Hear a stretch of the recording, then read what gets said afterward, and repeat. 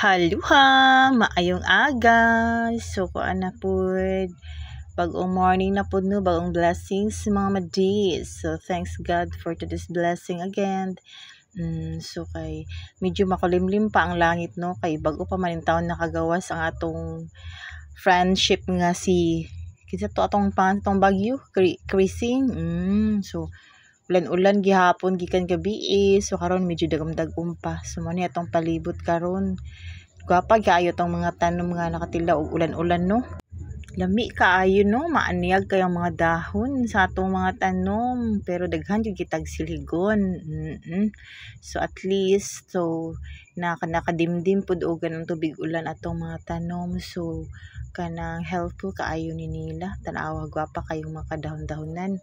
So for today's video mga madi kay mag-share ko ninyo di ay kay kanang kuan. Wala mi kay dahon akong kuan. Sana kana akong atanam kaladium. Na ako'y pinalit sa akong yuyo nga talaba. Hope nakailam mo unsa nang talaba. So mani mga 2 kilos. So dili ra kay siya daghan pero kay upat ra man mi mga on. So 2 kilos is kanang good na jud kaayo na no. Dagko kay siya sudlanan didto ni niya gikuha sa ilawom sa or unahan pa gyud sa Selex Bridge. Familiar siguro mo ana. So ato na siyang tilangon. So this time kay nahuman na tag tilang ani ako na lang gikuan gi-shortcut. So mao ni siya nya. Gilimpyuhan na nato, gi-wash kadaghan.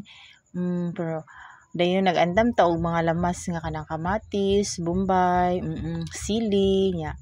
Maglimon magkalamansi tag duha ka buok ani nya dayon suka nga katong suka gali ni mother. Naperting daghan naglamas dara. So ani nga time is kanang nagluto pod mi kuan para healthy living ko no hayta. Nagdahon-dahon pud tano kanang galay udlot talbos sa galay. Kamuti tops kumbaga sa uban nga lugar. So mo sinagipreparean po nako og lamas nya. Kay man natong i-prepare pang pamahaw nya. Kay halang man na so halang jud nya kundo ka bugoy kay ani nga time gilutuanan nako og egg.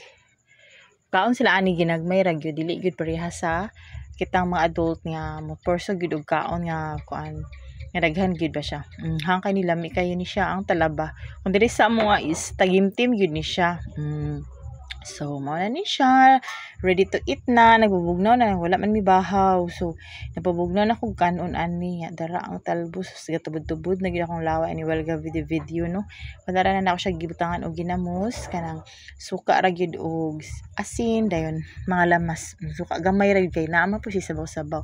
So here we go, ready na dayon atong breakfast for today. Kape na lang ko ang ano, let's go.